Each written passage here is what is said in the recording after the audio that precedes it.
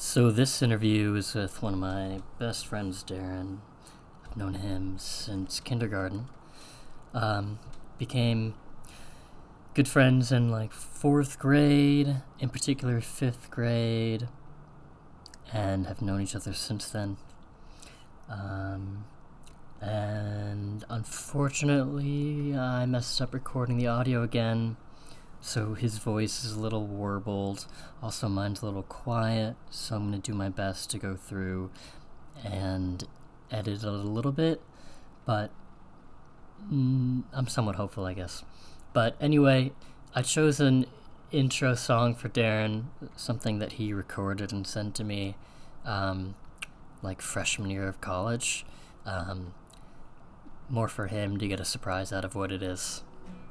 But I really enjoyed this talk. I mean, just like the one last week with Anna. But I mean, I'm really enjoying this process in general. So here we go. Here's Darrin. So you had a lot of crooks trying to steal your heart. Never really had love, couldn't ever figure out how to love.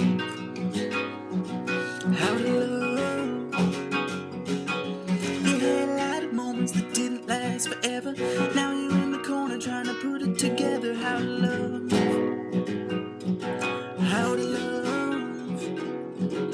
For a second you were here, now you're over there. It's hard not to stare. The way you're moving your body like you never had a love. Never had a love.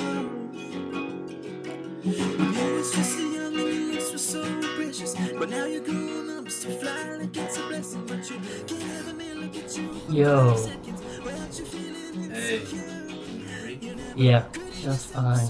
You can hear me, right? Oh, yes, I can hear you. I was about to type in quotations whatever link he says. Oh, what do you remember what he says? No, I don't. That's why I was going to type whatever link he says. How's it going, Oh, it's going good, man. How are you?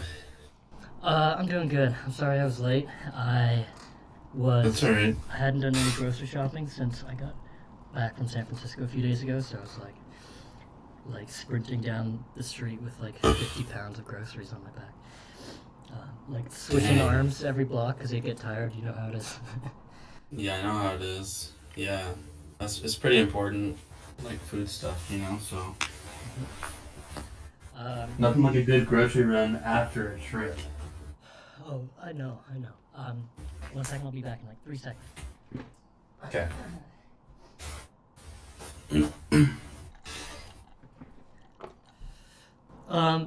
I know we haven't talked in a while, but clock's I know. ticking. You want to just jump into this real quick? Let's do it, man. I'm stoked. Alright, me too. What are you drinking? I'm drinking, I actually do have Dwayne Johnson's tequila. Yeah, that's right. Why? Yeah, Why did you I get that? Well, I went to Costco to get a bunch of stuff for Thanksgiving, and I was gonna get the Costco silver tequila, which is really good, but they didn't have it, so I was looking for something else. And it was like kind of this fancy small batch tequila bottle. I was like, I'll try it. I don't normally buy fancy tequila. And then when Erica's family was here, my brother-in-law was like, wait, do you have the Rocks tequila? I was like, yeah, I guess I do. So it's pretty good, man. I'm also drinking Montucky because that's my new beer. Oh, nice. Yeah, but Alright, shot one, bottoms up. all right, hold on. It's going in the glass here. Okay, we're good. Let's do it. Alright, 3, 2, 1, go. All right.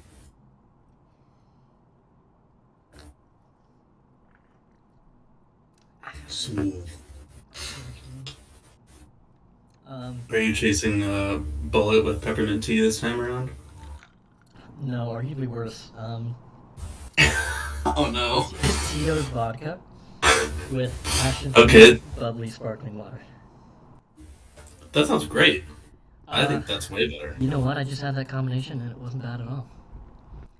See? My friend Rob has been inspiring me. He's like, he's trying to get in really good shape, and so He's saying like anytime I drink, which is not going to be often, it's going to be like vodka, soda, like very minimal amount of calories as possible. Um, Oh, well, that's cool. Does that mean you're doing that now too? You said uh, he's inspiring you. for a You're minute, just trying it out. the way I phrased it to him was like, just by proxy, I'm gonna get into it a little bit. Um, Sure. no, not all the way. No, not as much as him. Yeah, you don't. I mean, I don't know your friend Rob. He's probably a great guy if he's friends with you. But anyone who's like, I only drink vodka for fitness purposes, always kind of bothers me. No, not absolutely not. Um, Yeah, cool. That's right. Yeah. all right, Darren. Um, what was your favorite grade in school? Oh man. Oh, there's only one right answer to this, which is the grade that I met you, Nick. No, I don't. Let me. I mean, my favorite grade. So we're including. Are we including high school? Like everything before college? Is that what we're doing? Oh, yeah. Oh man.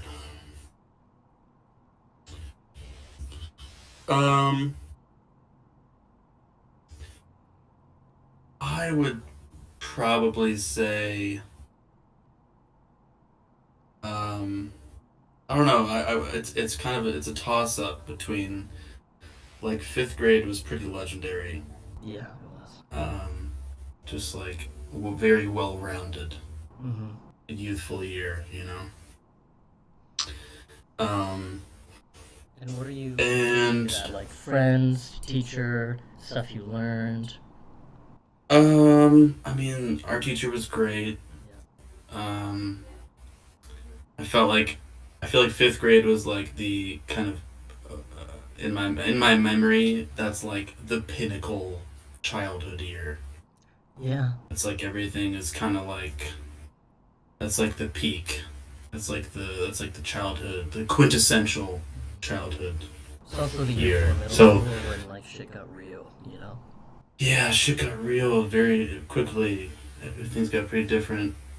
Um, yeah, so like I want to say that, but then I also want to say, and it sounds kind of corny, I guess, but like the last year of high school, I'm tempted to say junior year of high school, but junior year of high school I had some pretty gnarly personal shit going on. So I saw like senior year, it almost it feels like a cop out, but things kind of came together around that time for me. So Yeah, I mean, I don't, um, I'd make the same argument in a way, like especially towards the end. Um, Started to really, really enjoy that. yeah. So I don't know. Can I do a tie? It feels like they both hold their, you know, like comparing fifth grade, trying to choose a better one, fifth grade or senior year of high school is. I feel like as if somebody was like, which kid do you like better, your oldest son or your second son? It's like I can't quite. It's just like they both hold their own ground. So let's go with that. Let's go with both. Interesting that it's like you picked the end of childhood and also the end of like the youth or like young adulthood, I guess. Well, not young adulthood, but teenager years. Yeah. Yeah, things start to line up a little bit.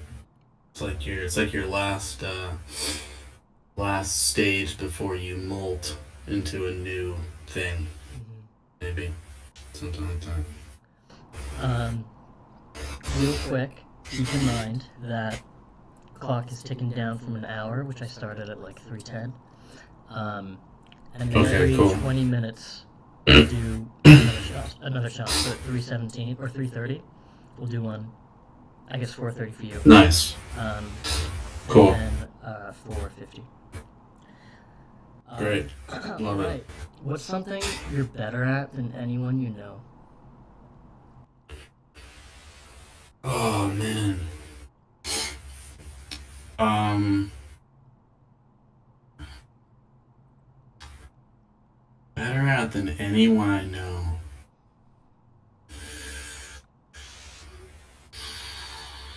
Um,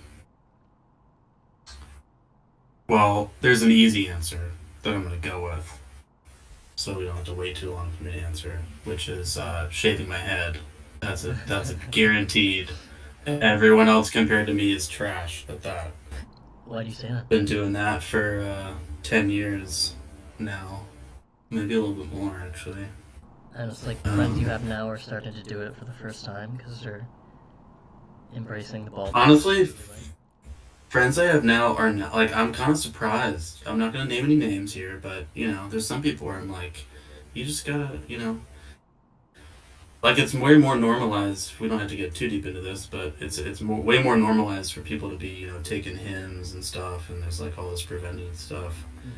And I'm certainly not. I'm pretty open about my support for head shaving. But yeah, I expected our generation to be kind of more ready to just jump on the.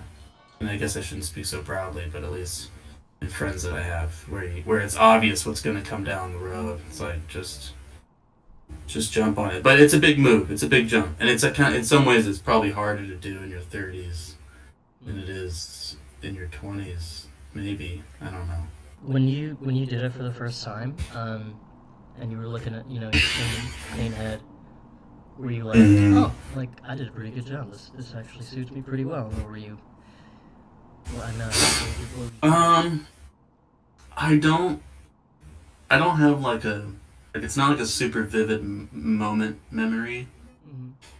But I definitely remember the feeling of like, I am never going back.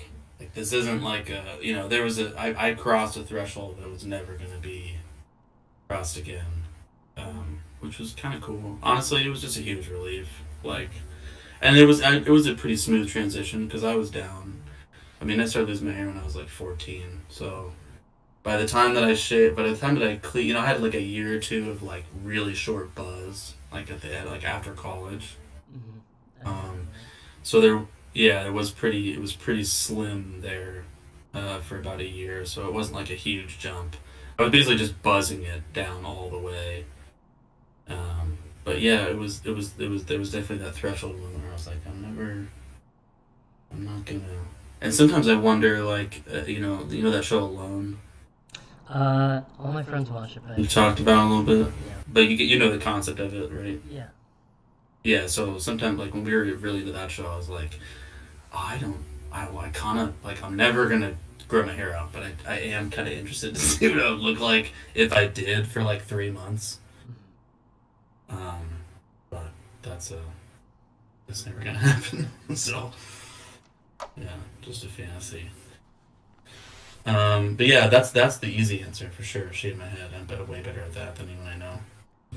Even better at it than my dad, which is saying a lot because he's been doing it. He's the one who inspired me to do it in the first place. But I think I got him beat, time wise, efficiency wise. So, oh yeah, I don't know. I'm a better stay-at-home parent because nobody else I know does that. So that's another. I guess that's kind of an easy answer too. But I mean, yeah, I'll go with those. I mean, I don't really know too many dads. I mean, ones that are our age, I suppose. It'd be kind of weird to be like, you're the best dad I know of any of the parents I've ever met. Fuck Alex's dad. Yeah. Fuck Justin's dad. Right. But, Right. I don't know, in all the ways, like, I imagine being a parent is like, I don't know, I've always been constantly impressed by, like, how much your kids like you and, all the little things you do to make sure they're not, being taken advantage, or at least are, like, trying to prevent the ways that society's eventually going to bring them down. I mean, in particular, stuff about not being, like, you and Eric are being good about not being on your cell phone all the time, or like, yeah, making sure they cut down on screen time and stuff, because that is such an easy thing to do and can probably be so influential on like how a kid views a cell phone from a young age. Yeah, that's tough. You gotta ride that line, man. But But yeah, it is weird. It's just like not a. It's just not a thing, and I certainly didn't plan for it to work out this way. But it's just not a thing that our generation, generally speaking, does very much. It's just not as normalized. Like, and whether not, I'm not even talking about stay-at-home dads, even though that's happened more and more. But just like either like being, the situation where you have a partnership and one of the people is staying at home running the show at the house and the other person's working full time. That's just like not a very normal thing for people our age. So um yeah, I'm probably the best at that than anyone I know because I don't know, or I guess I should say people around our age. Mhm.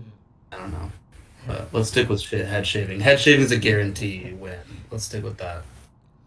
Um, Yeah. are you proud or ashamed of the first album that you ever bought, the CD? I'm so fucking proud of it, honestly. Goo Goo Dolls Oh, nice. name.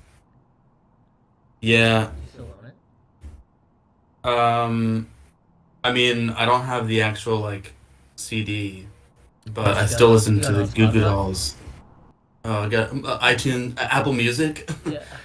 No, yeah, I'm a Spotify guy for sure. No, I'm actually there was yeah, it's been a minute since I got back into that, but yeah, I'm actually really like that was the actual first one at that Tower Records in San Rafael back in the day. Yeah. I bought it there, went there with my dad. I bought that, and then I had some like not long after that, like within the next few months, I went. You remember Bedrock? Yeah. I went there with my dad, and I basically there was that guy who worked there for years with just like this big dude with a giant afro, and like I just asked like I was kind of nervous, and my dad was like just talk to the guide and like see what he recommends, Mm. and I walked out of there with U2, Joshua Tree, Radiohead, OK Computer, Wow. and I think there's maybe one more, but those were the two that stuck. Smashing Pumpkins, Melancholy, Infinite Sadness, Wow. and like those three, I was like, man, there was certainly some embarrassing albums after that, but I'm like really impressed with my fourth grade self or whatever old I was. But Um, making, I mean, I should give, frankly, for those three, I should give a major shout out to whatever that guy's name who used to work at Bedrock is that's because so. he was the one who told me to get them. But I mean, those three, you just like, just iconic albums. So, Yeah. It's wild because like I attribute my taste in music so much to you, and even like you introduced me to Weezer and the Decemberists and the Strokes, in like seventh mm, grade, I think. Uh, so if that guy was responsible for influencing your taste in music, um, yeah, indirectly, he's responsible for mine. yeah, for sure. We should find this guy. We need to do some sleuthing. Find this guy, give him a major shout out. Yeah. Yeah, no one's born with a good taste in music. Yeah. I mean, maybe they are. I don't know, but probably not. It seems pretty conditional to me. What's the best Harry So, Potter book? oh, great question. Um, Also feels a little bit like I could say like 3 and 6, and it's kind of like my fifth grade senior high school thing where it's like you don't want to choose one, but I've always had a favorite, and it's Prisoner of Azkaban for sure. Like, I just love Sirius Black so much as a character. Like that, I think that was the first time that I like there was a character twist like that I it was so vivid for me, mm, and I just loved that. So I'm um, always go with that. And the Dementors came in book 3, which was big. I was like, shit got a little spicy with that once that started. where's Caden in the Harry Potter series now? He just finished 5, Okay. so we told him he had to wait till he turned 8 to read Order of the Phoenix. Nice. Yeah, and I bought him that. This is kind of quick sidebar for his birthday because we'd been talking about this like for the last year and a half. We finished Goblet of Fire. He was like, and we're like, I just things start to get a little different. Excuse me. around that point. It's also just like a lot of it's just over his head, like Yeah. content wise. It's like they're like he meets Harry meets Cho in book 4, right? So things get a little like teenagery. Anyways, I bought him that. Have you seen any of the new like illustrated versions? They're I like think big, thick ones. I think I just saw like an article about them when they first came out, but I haven't looked into them. It's honestly, they are like I would buy one if I didn't have a kid. I would buy one just to have it Mm. because they're beautiful. The artwork, the illustration, the artwork is amazing. Um, and so I got that for him. It was way too expensive, and he was like, I was expecting him to just be like crying while he was opening it, and he was like, "Oh, cool, next present." I was like, "Oh." But he read it, he enjoyed it, so yeah, we'll see. I don't know when the next one's coming, but I have them. I have 6 and actually I don't think 7's here. There is a 7, right? 6 Yeah. and 7. Yeah, so we got 6. We got Half Blood Prince, but whatever that last one is, we don't have that yet. I'll never We'll forget get there. that summer after book 7 had come out when we were all at Sheep Ranch, and Daniel Rempula was reading like the final chapter, like the epilogue to us all, and we were all just sitting there Oh, and wonder about like how beautiful it was. Um, wow. I don't remember that. That sounds beautiful though. yeah, yeah, it was like a month or two after the book had come out, so we were all just kind of reeling from it. Dang, fresh. Yeah. Also, like, imagine Daniel Rempula's voice reading that. Oh, Oh man, yeah. Daniel could read anything. It would sound all right, man. just 3:30. elegant. Let's do it. It's time, Terramana. This one's for you, Dwayne. Tag him on social media, Steve. Yeah, well, big shout outs to Dwayne.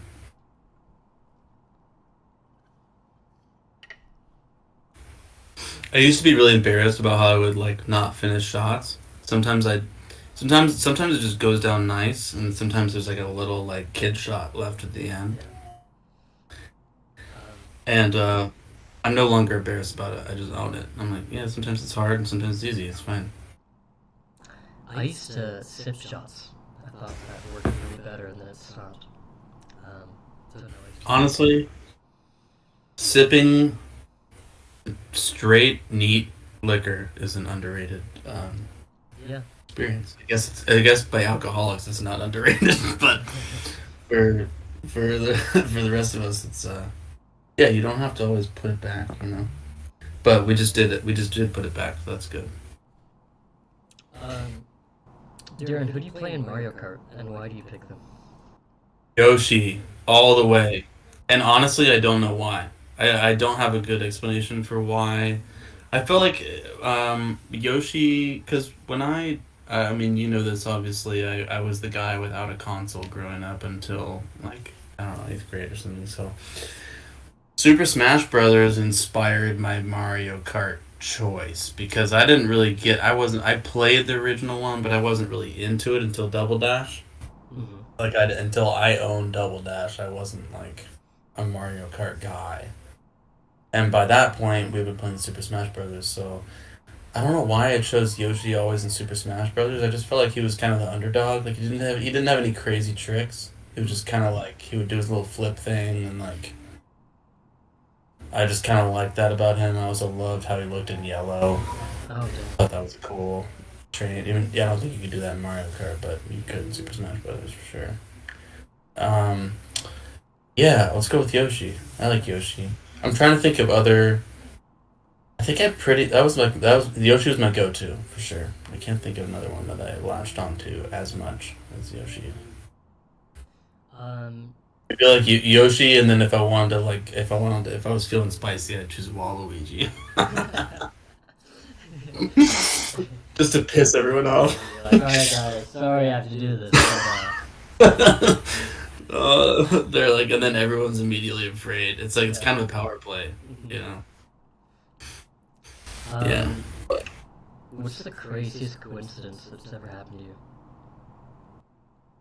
Oh man. Excuse me. The craziest coincidence. Oof.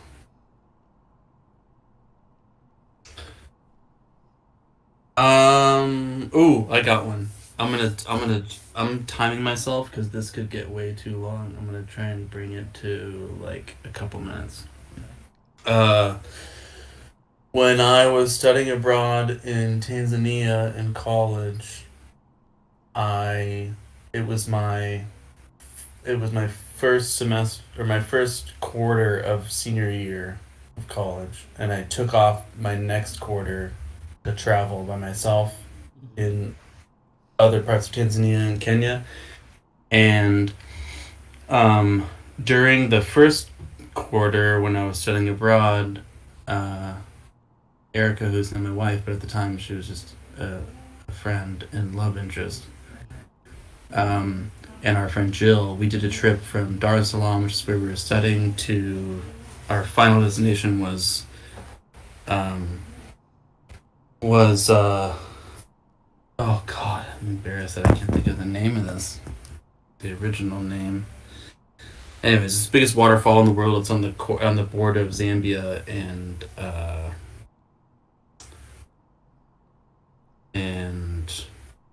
oh goodness, whatever. It doesn't matter. It's on the border of Zambia. So that was our final destination.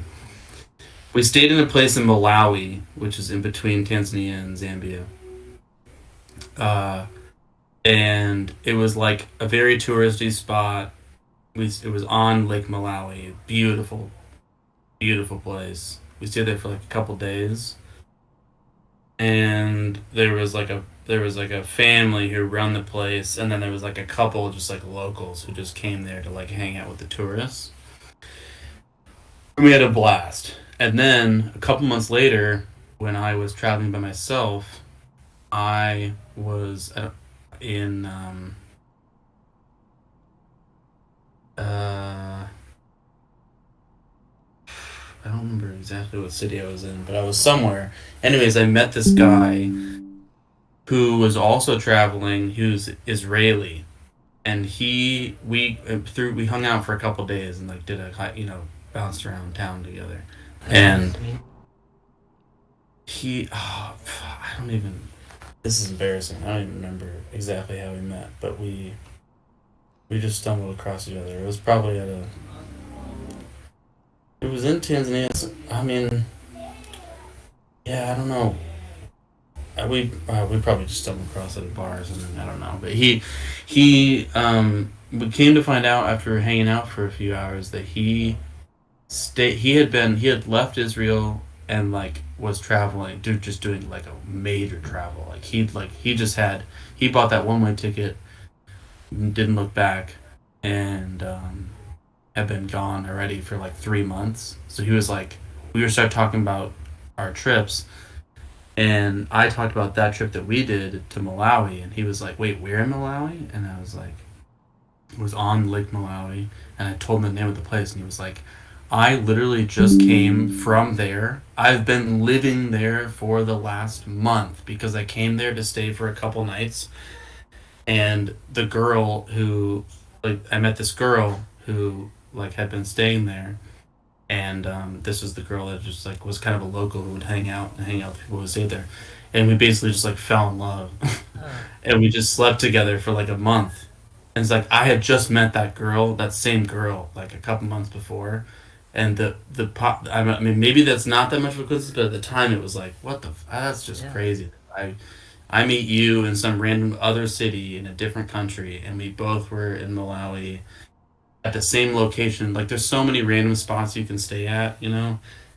And the fact that he not only stayed there but like had a deep understanding of the people that I spent time with was pretty wild.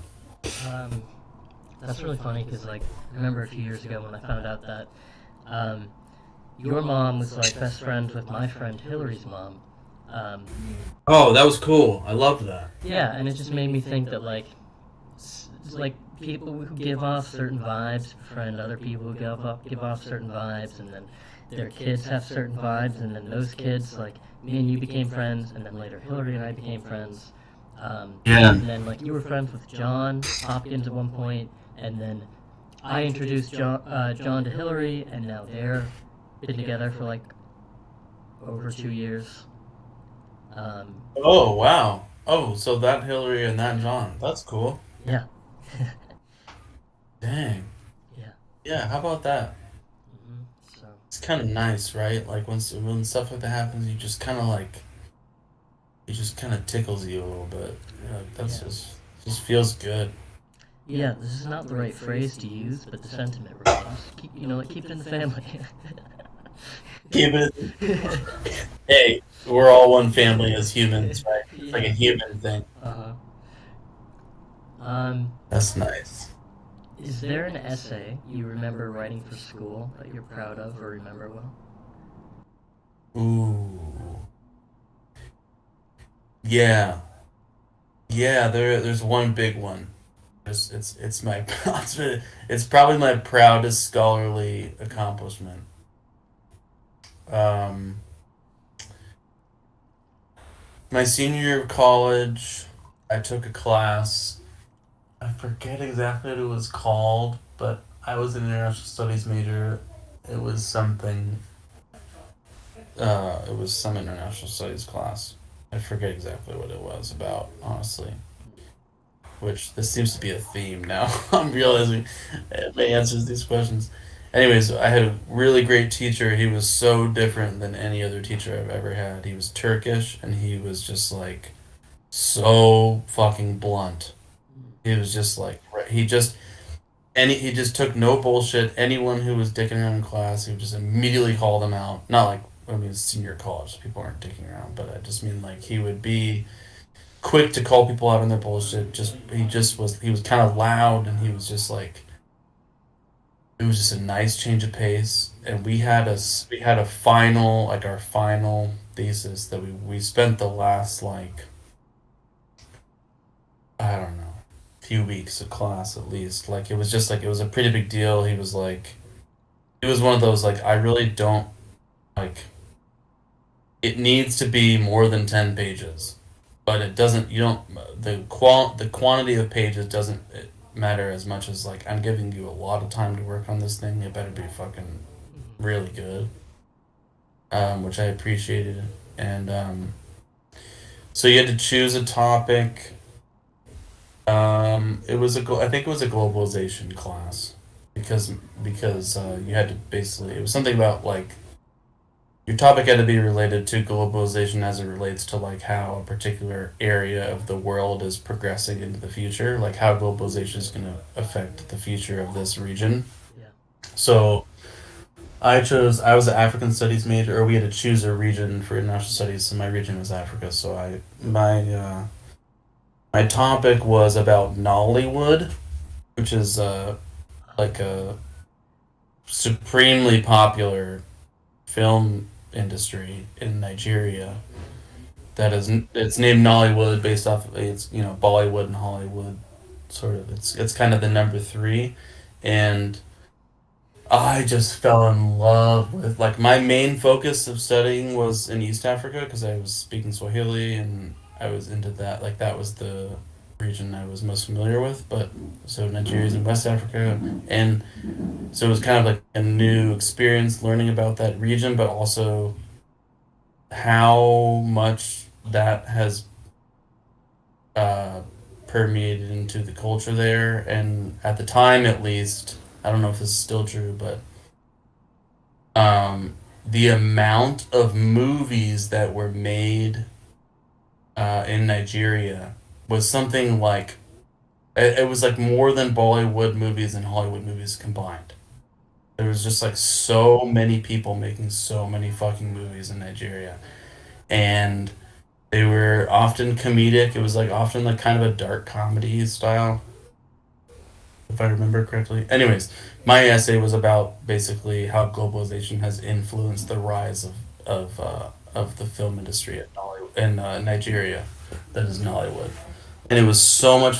It was like I think part of the reason why it was a pretty good.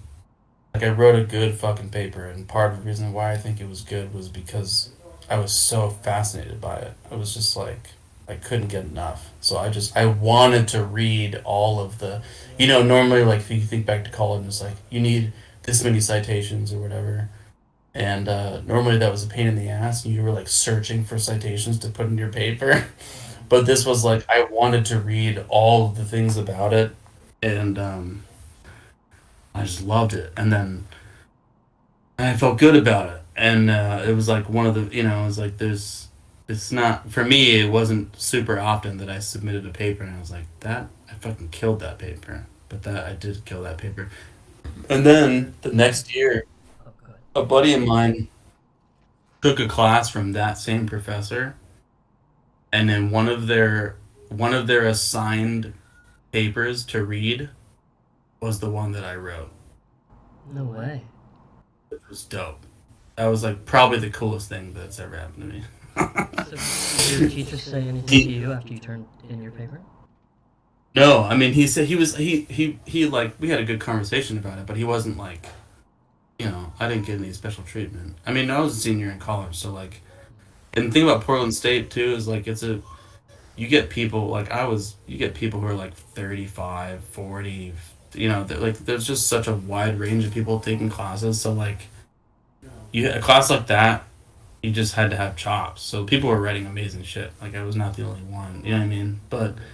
But the fact that, and I didn't hear from the professor again. But my buddy texted me the next year, and he was like, "I just was assigned to read your paper for class," How awesome which would it was have been cool. to like read those homework assignments and see how everyone was Oh feeling man, if they were taken away?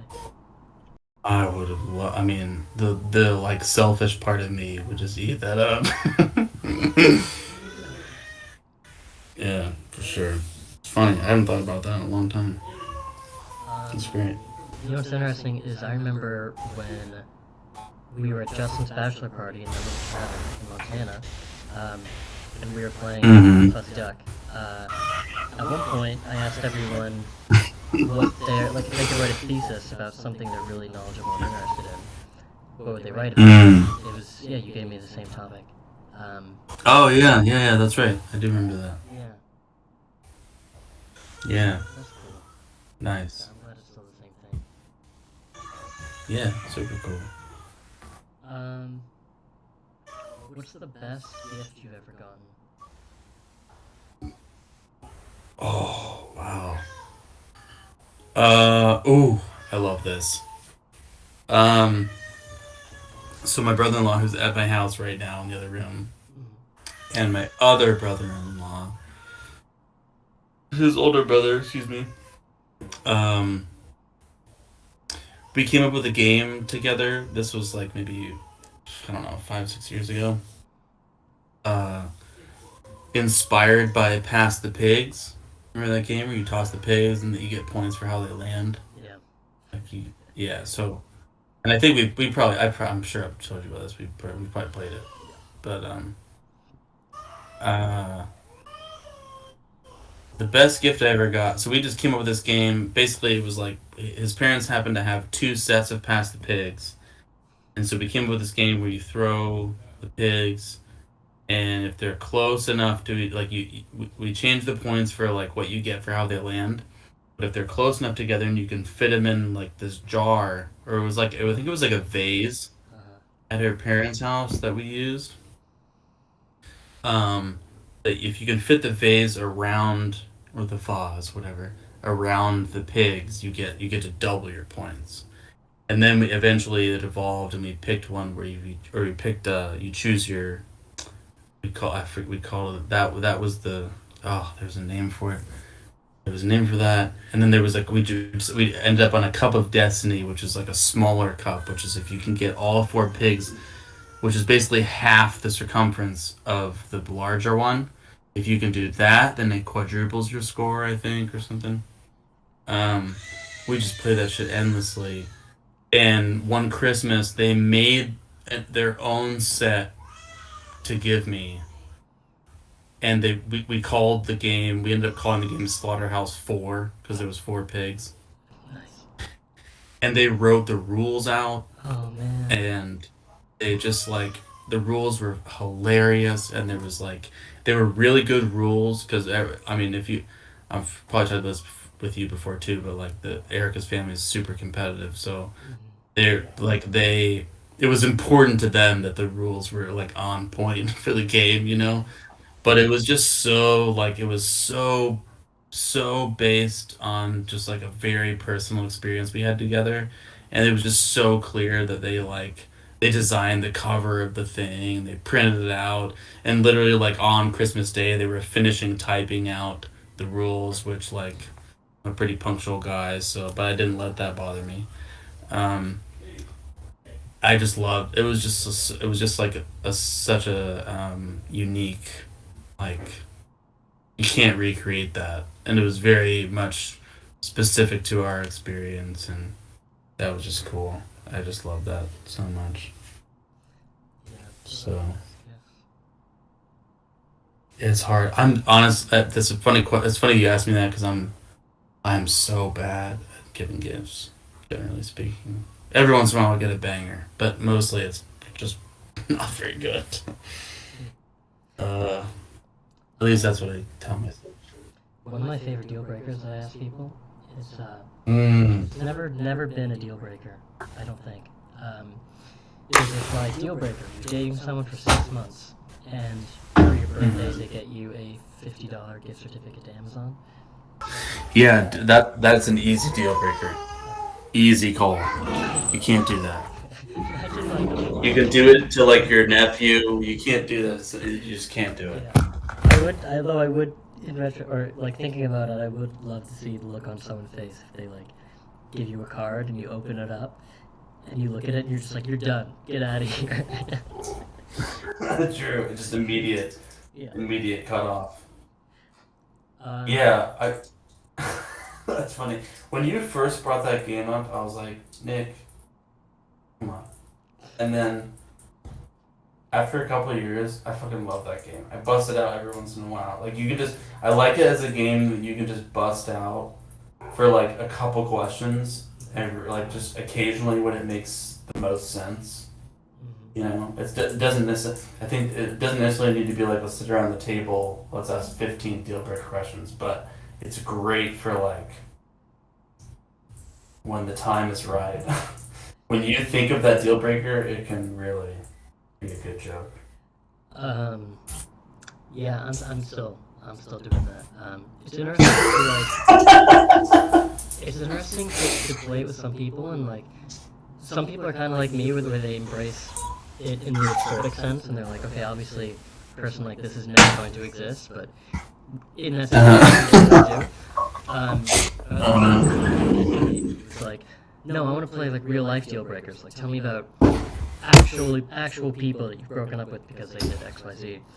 Um, Ooh, I like we that. still, we still, turned it into a fun thing. But, Right. like one that came up the other day that I like, it's like a new one I'm adding to my repertoire is, imagine, you guys met on dating app, so you don't know each other too well, but you invite them back to your house, and let's say it's like a Thursday night, um, and so you guys have work in the morning, and it's a first date, so like, maybe you're in the spur of the moment, like, oh man, like this date's going so well, I'm gonna invite them back to my house. So, the next morning, like, sex was incredible. You had such a great night. Um, you hear them like kind of rustle themselves out of bed at like 6:30, and they go to your bathroom, and they leave the door open, and they take a fat, explosive dump. Ooh, And this is the tough. bathroom door is like pretty close to your room. This is tough. This is a tough one. We'll This is I love this. This might be the best. Sorry, I'm interrupting you. Finish. Go ahead. we'll just while you're thinking about it, why don't we take this last shot? Oh, nice. Good call. I just poured it. Dwayne. To join.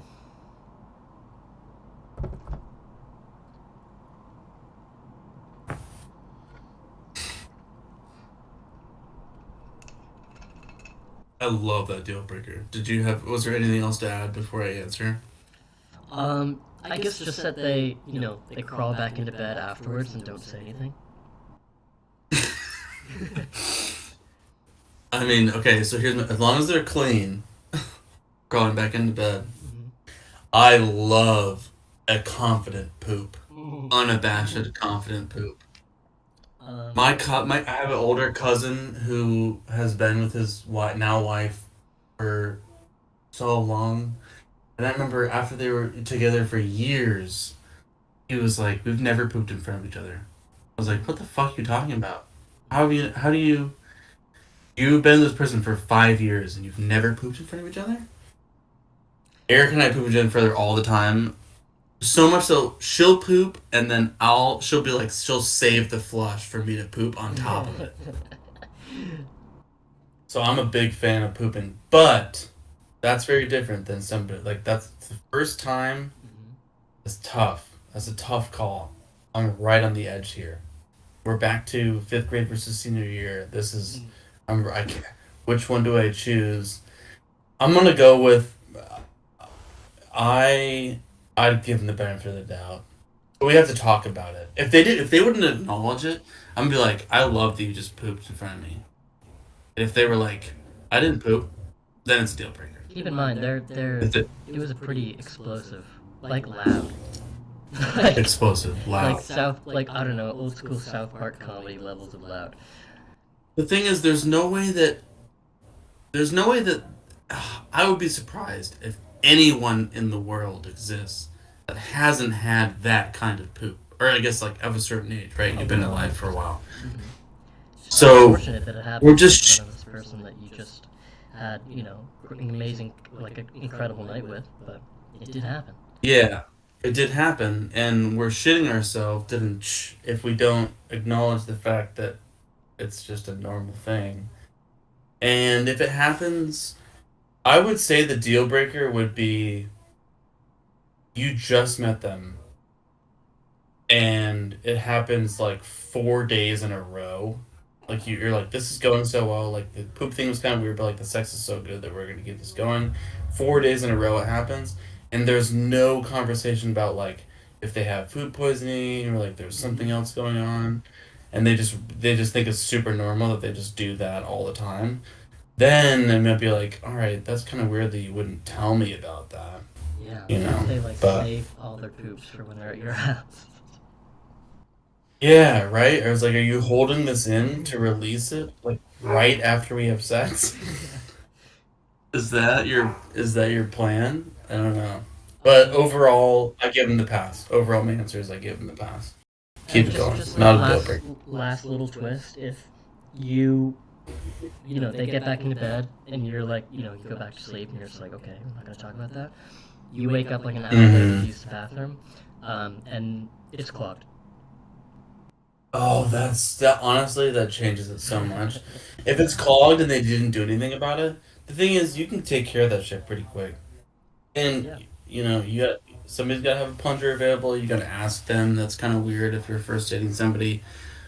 But I love the confidence of somebody right off the bat. Big shit, loud shit. I need a plunger. I'm gonna take care of it, but I need a plunger.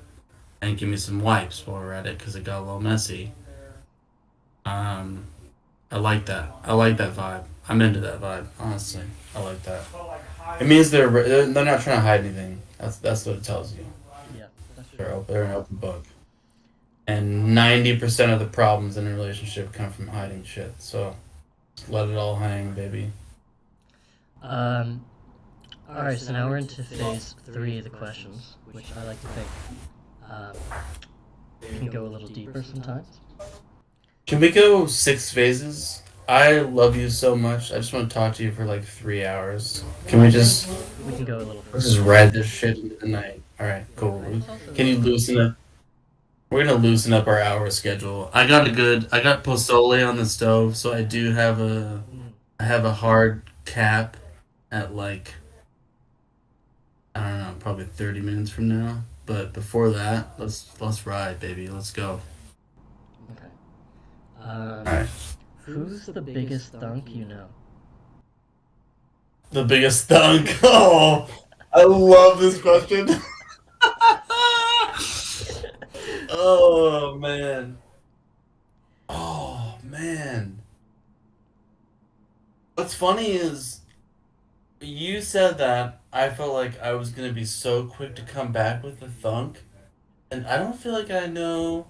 I mean, Alex is the obvious, like, immediate choice, Yeah. but Alex is not really a thunk, though.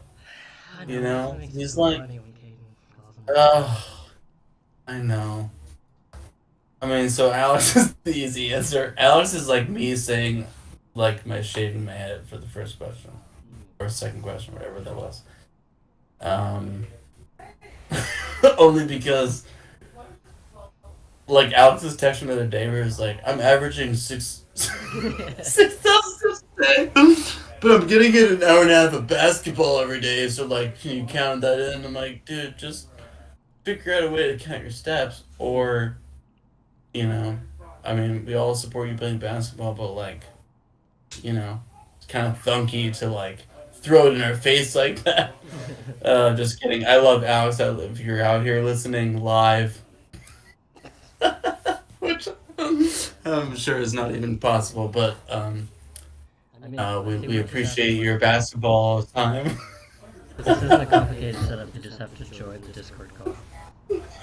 Oh, can we text Alex? Because we tell him Darren just gave you a shout out on the live Nick and Friends podcast. Yeah, you gotta defend He's yourself. gonna love this. Alex, how come you're not a But yeah, yeah. Well, give us your top 4 reasons why you're not a thunk. Debate 2015. So Is Alex a thug? is Alex a thunk? Alex is my easy number one choice. My number two, um, or like, I'm not ready to call Alex my number one. I guess totally. Let's see. I don't know. Biggest thunk.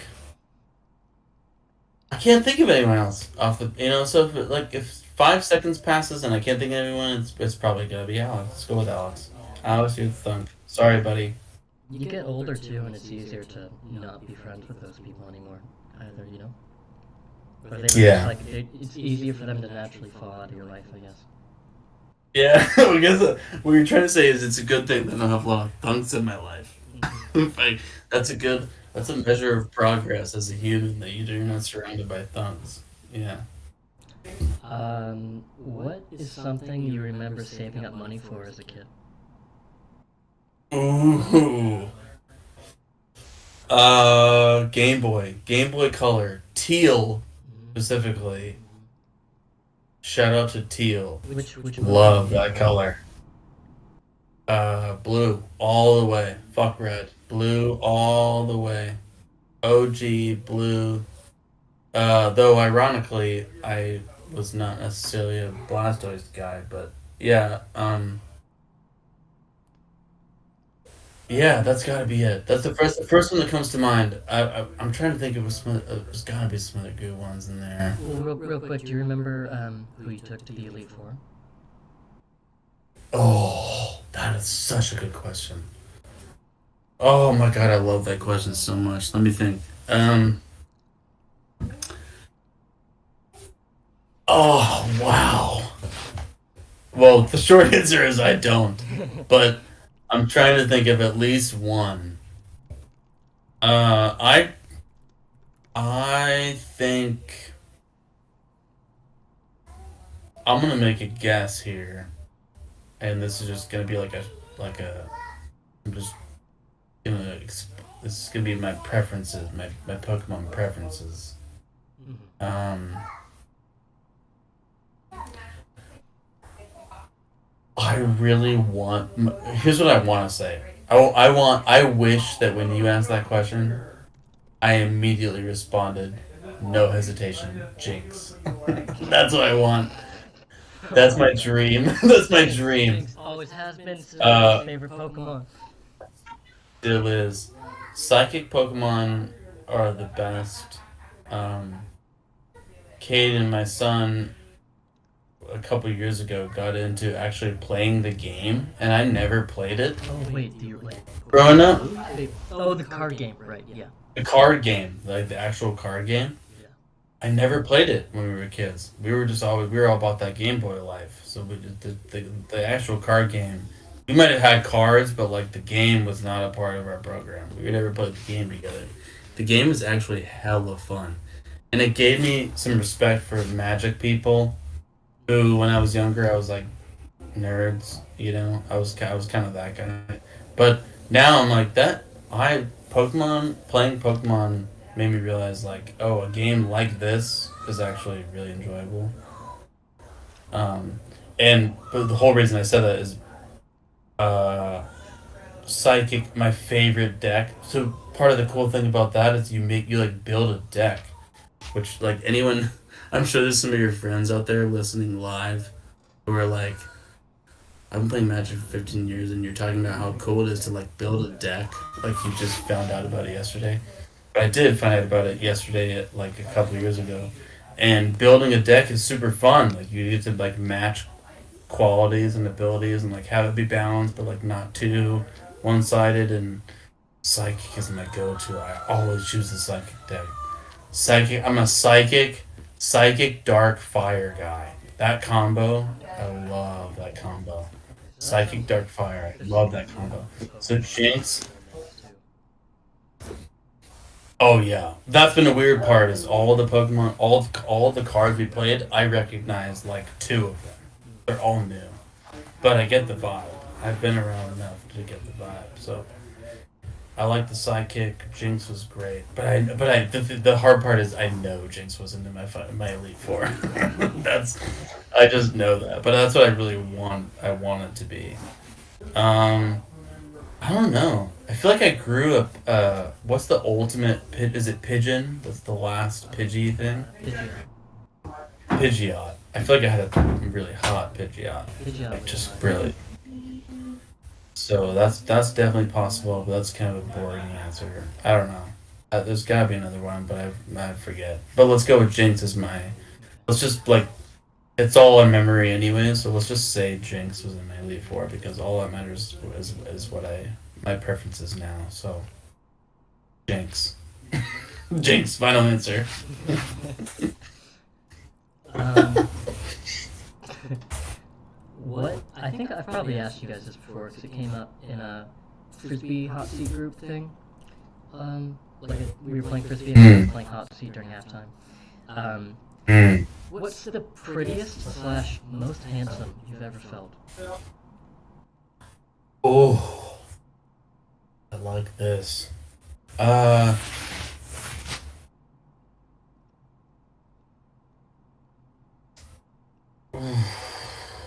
First of all, I love pretty. Handsome is like so super boring. Mm. I'm not into handsome.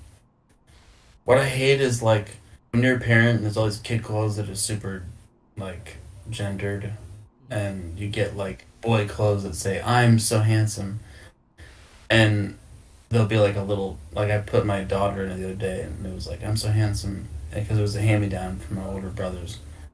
I'm just like, why? Can you just? Why does it even need to be there? Can you just just have the clothes?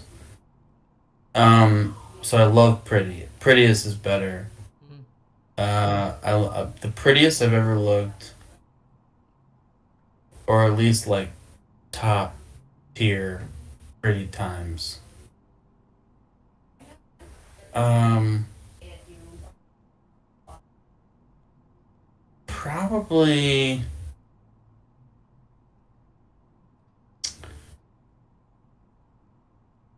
This is one of the first times like I felt pretty good. I was feeling myself at my wedding for sure, but it was not compared to when we went to Erica's. Erica has a friend from high school that married this guy Anthony who's Lebanese, and we went to their wedding in Lebanon after our honeymoon, and I showed up there rocking. Actually, honestly, I just realized it's the shirt that I'm wearing right now. We're not on video, but I'm wearing this shirt that I wore to that wedding, which is this is perfect. I did. Uh, all the listeners, I promise that Nick didn't send me the questions and I didn't prepare the shirt ahead of time. Just love this shirt. It's like paisley. It's like a paisley. We ordered it on Amazon. It was like $30. It's like paisley, like Lots of purples and blues and oranges. It's just a really great shirt. And it's a short sleeve shirt, which is normally like you don't wear that shit to a wedding. It was in Lebanon and nobody knew us. I was like, I don't give a shit what people like, what the formality call is here at the wedding.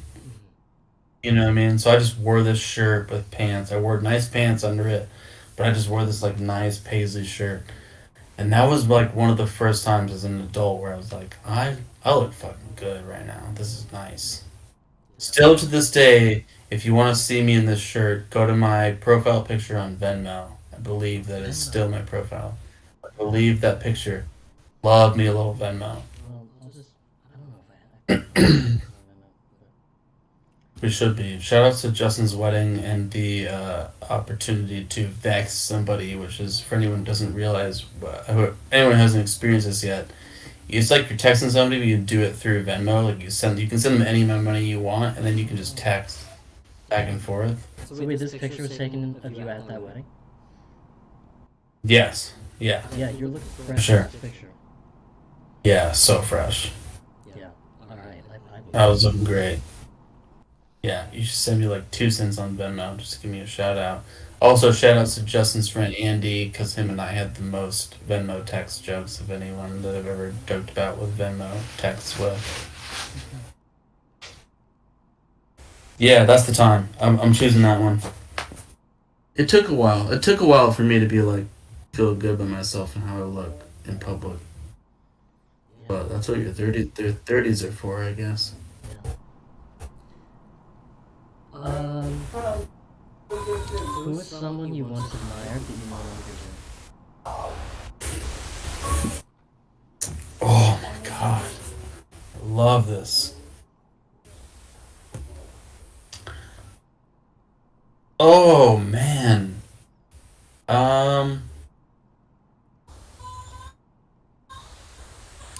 R. Kelly. That's my easy answer. R. Kelly.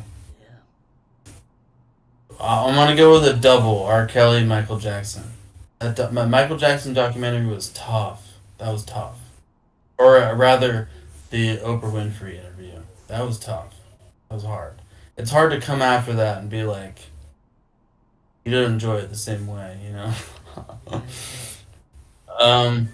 R. Kelly too. I was the R. Kelly guy. I was like the most classic white guy in Portland, just beaming on R. Kelly. I would play that shit nonstop. Yeah. I would play all of it, all the bangers. I play that shit, and that was tough. I'm like, I can't just. It's not even. The thing is, Michael Jackson is an option. Like you can play Michael Jackson, and Michael Jackson is so iconic that nobody questions you. But if you play R. Kelly now, you just can't do it. If you play R. Kelly now, it's just bad. It's not a good look. You can't do it anymore. And that sucks because those were some. You put out some good stuff. So, I remember, like, the summer before junior year of college, I think it was. Or maybe senior year, actually. Whatever, doesn't matter.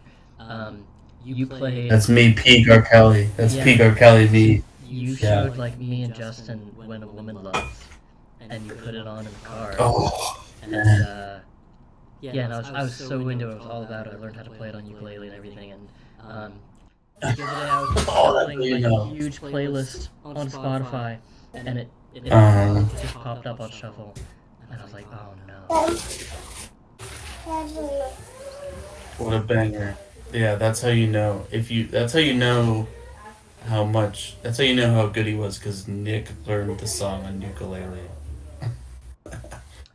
Yeah, kind of a shame. But obviously, well, it goes without saying, but I'm gonna say it anyways. What it did was terrible.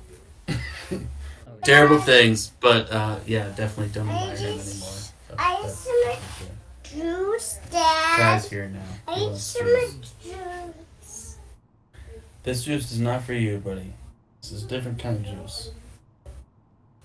He would drink it anyways, though. I need If some we're being real. juice, He would just Dad. drink it, and he would go, I that's young.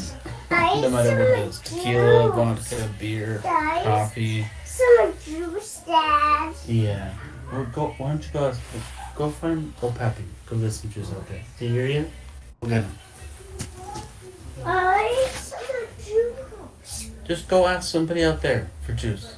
There we go. Oh. Alright, we're good now. He's gone.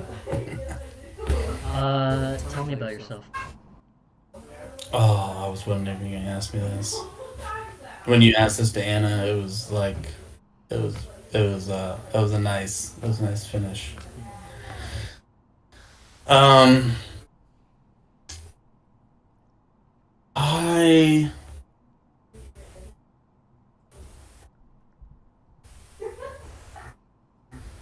a guy who has, like, perhaps my greatest interest now at this point in my life is being able to. We talked about like stages of your life where you're on the precipice and then you molt into a new person. I'm a guy who's trying to be open to doing that just all the time. Just constantly open to molting. And I used to feel like it happened like every few years, and then it was like it happened every few months. And now I feel like if you pay attention, it's happening fucking all the time. And so that's my main goal is to just ride that wave and acknowledge that things are changing and just constantly adapt. And it's so hard to do because we get so stuck to our bullshit. Yeah. No matter what that is. But that's like my value base, I would say. That's like where all my values come from.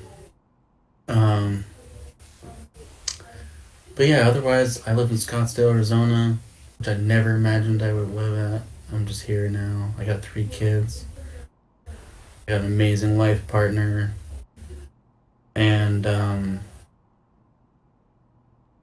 a stay-at-home dad, which is kind of weird and super fun.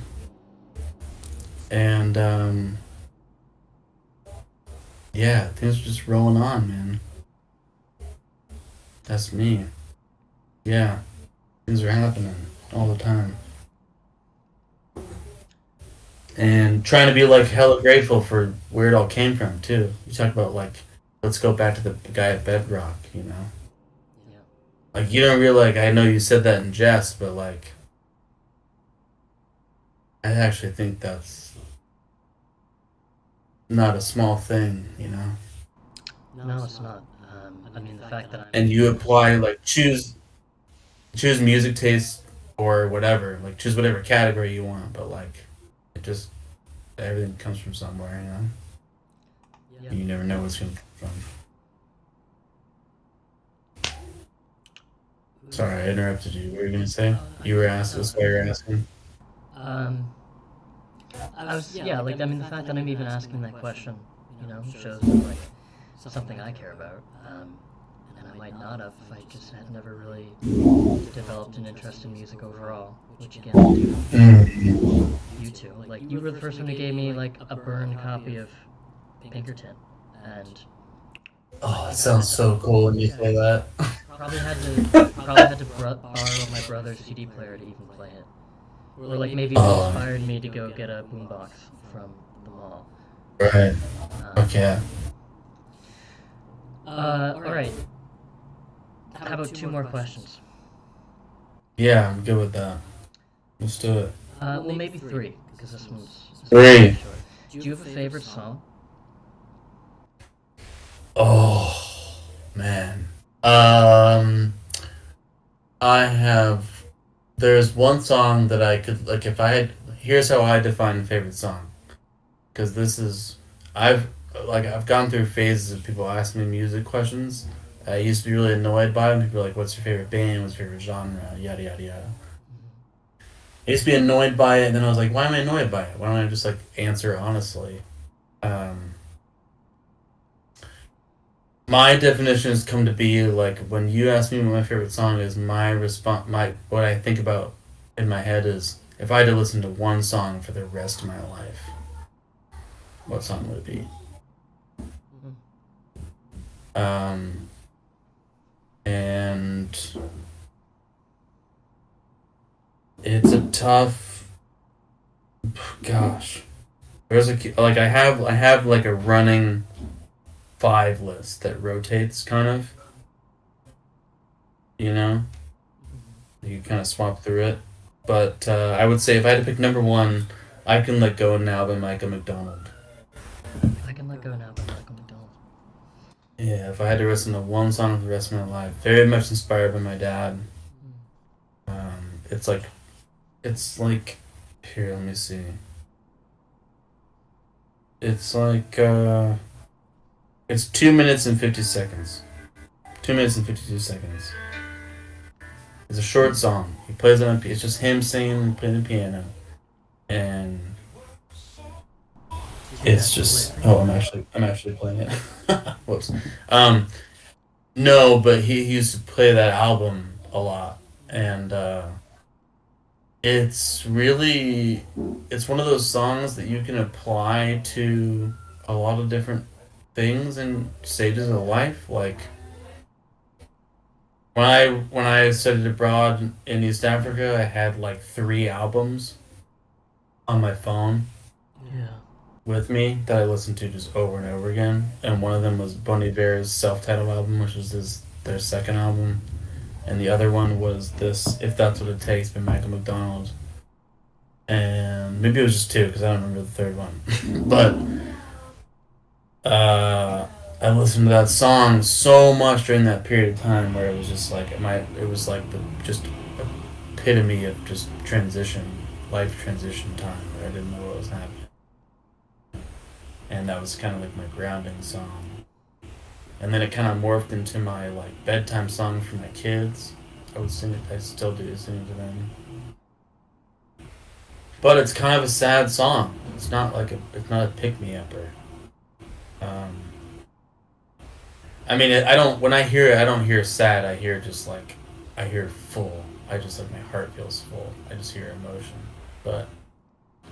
But my dad, like my parents split up a couple years ago, and like that was like a big song for to give you an idea of what you can connect the song to. I mean, the title kind of gives you some of an idea. Like that was a big song for him separating with my mom. And the first time that we listened to it together when I was visiting him after they split up and he was living in his new place in Petaluma, we were both just crying. But after we were done listening to it, he was like, I can't believe that this is the song that you played for me because, like, I listen to this song for completely different reasons than you do. You sing it to your kids at night. It's just such a fucking good song. And if you want to see it live, he plays it on SNL, I think like 1979 or 78 or something like that. He's on SNL for a cameo. It's a great set, but it's just one of those songs that's just like how it sounds. You listen to it, and you just like feel your blood pumping, and you're like, how does somebody just come up with this on their own, you know? But I guess they don't. They come up with it from a lot of other influences and stuff like we were talking about. So it's good shit. Yeah, that's probably my number one. If I had to choose one song to listen to for the rest of my life, that's it. Sure. See? You know, if we can trace everything back to something, I wonder if there's just like one person back in the day, like the originator of music. Hey, that sounds pretty good. I'm gonna do my own thing. Yeah. Yeah. A rock drops at like a certain angle and makes a different sound. And, oh, that's one more sound than I heard yesterday. Yeah, what a thought, right? Like early music origins. Like, oh wow, that's like, how about that tone? Yeah. Yeah. You know, it's probably When I touch that leaf to my. It was like the fire burning and like wind blowing through leaves. Someone was like, shit. Oh man. Yeah, wind has tone for sure. Just sometimes wind's got some serious tone. Pulled out the microphone, just recorded it, threw it down on a track, and Oh right. Yeah, those early mics were pretty tight. started giving out other samples and mixtapes to see if he tries. To other wobegones passing through. Hey, you look pretty sad. You might like this track. Who's the most interesting person you've ever met? Oh man. Um. Wow. Um. I'm gonna go with another corny answer here. My oldest kid, Caden. Mm. Um.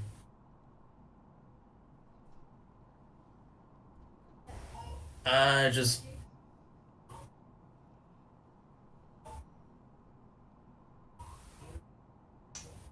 I think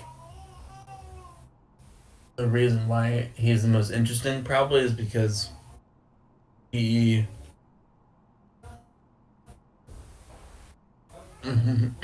Sorry.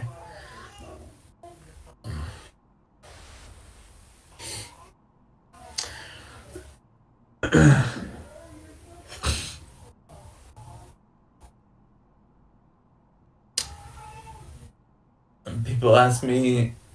People ask me what it's like being a parent.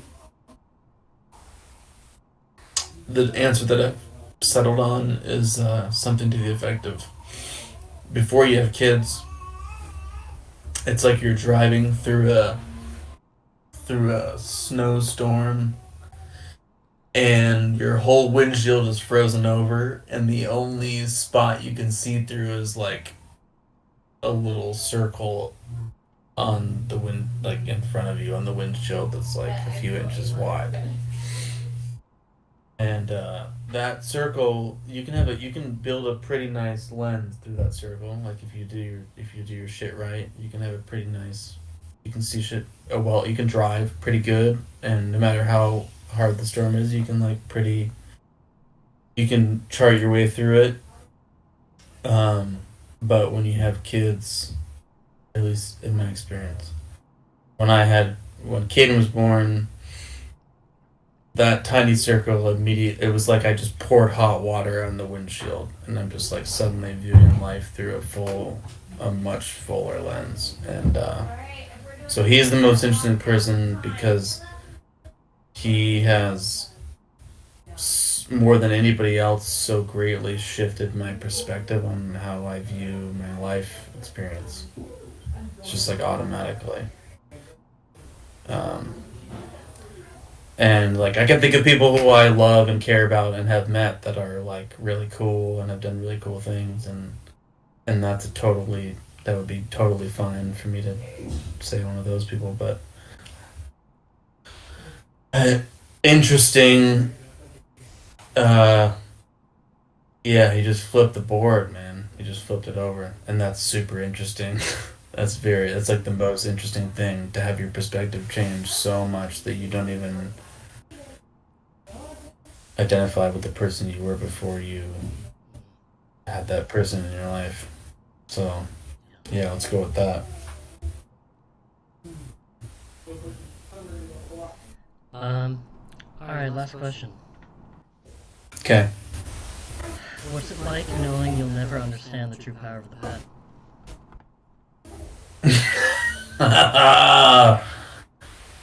It's the mystery, baby.